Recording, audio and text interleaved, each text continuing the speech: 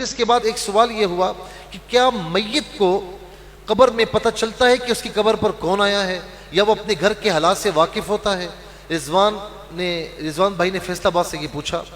دیکھیں، اپنے گھر کے حالات سے واقف ہونا تو یہ تو کوئی اس طرح نہیں ملتا، لیکن اتنی بات ضرور ملتی ہے کہ شب جمعہ، جمعرات کے دن شب جمعہ، یہ جو روحیں ہوتی ہیں نا، یہ بات یاد رکھیں کہ جو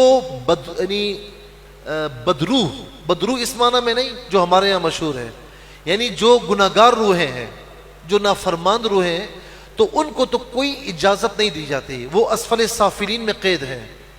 جو گناہگار کی روحیں نافرمانوں کی، وہ اسفل سافلین، جو زمین کی تہہ کے نیچے ہے، ساتوں زمین نیچے، وہاں پر وہ قید ہے، وہ کہیں پر بھی آ جا نہیں سکتے۔ تو یہ جو مشہور ہوتا ہے نا کہ فلاں کی بدروح آ گئی، فلاں کی بدروح، یہ ایسے ہی ہے، اس کا کوئی شریعت میں گنجائش نہیں ہے، ٹھیک ہے؟ تو جو بد روحیں ہیں، یعنی گناہگار نافرمان روحیں، ان کو قید کر لیا جاتا ہے، ان کو آنے جانے کی اجازت نہیں ہوتی۔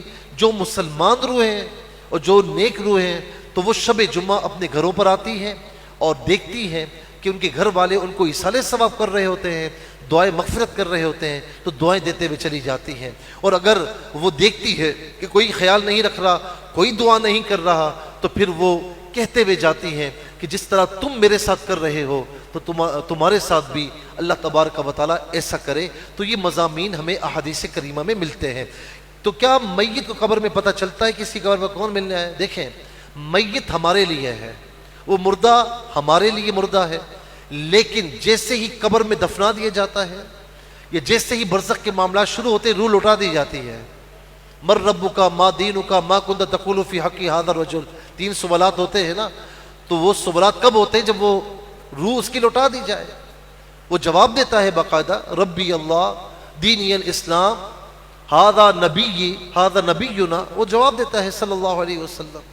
تو ظاہر ہے کہ روح لوٹائی جاتی ہے تو جواب دیتا ہے۔ اور اگر جنت کی کھڑکیاں کھولی جاتی ہیں تو اسے محسوس کیسے ہوتا ہے؟ روح ہوتی ہے تو مزہ آتا ہے، اسے محسوس ہوتا ہے۔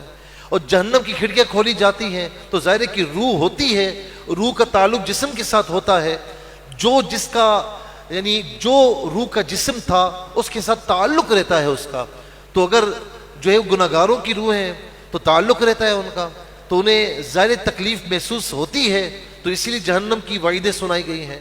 تو اچھا، پھر اس کے ساتھ کیا ہوتا ہے کہ جب قبرستان ہم جاتے ہیں تو حکم ہے کہ السلام علیکم یا اہل القبور، صحیح حدیث میں ہے، سلامتی ہو تم پر اے قبر والو، یغفر اللہ لنا ولکم وانتم سلفونا ونحن بالاسر، اللہ تعالیٰ ہماری بھی اور تمہاری بھی مغفرت فرمائے، تم ہم سے پہلے آ گئے ہو، تمہارے پیچھے پیچھے ہم بھی آ رہے ہیں۔ تو باقاعدہ وہ جواب دیتے ہیں۔ سلام کس کو کیا جاتا ہے؟ جو جواب دیتا ہے نا، تو باقاعدہ جواب دیتے ہیں۔ یہاں تک کہ جو ان کی قبر پر آتا ہے اور آ کر جو ہے وہ دعا کر کے رخصت ہوتا ہے، تو وہ جانتے بھی ہیں اور ان کے قدموں کی آہٹ بھی اس مردے کو سنائی دیتی ہے۔ یہ حدیث پاک میں بالکل صحیح حدیث میں موجود ہے۔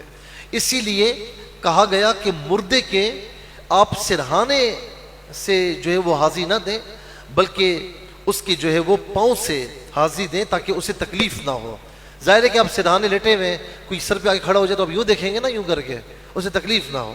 اولیاء اللہ کے مزارات پر جاتے ہیں تو یہی تعلیم دی گئی کہ آپ پاؤں کی طرف سے حاضر ہوں تاکہ انہیں تکلیف نہ پہنچے۔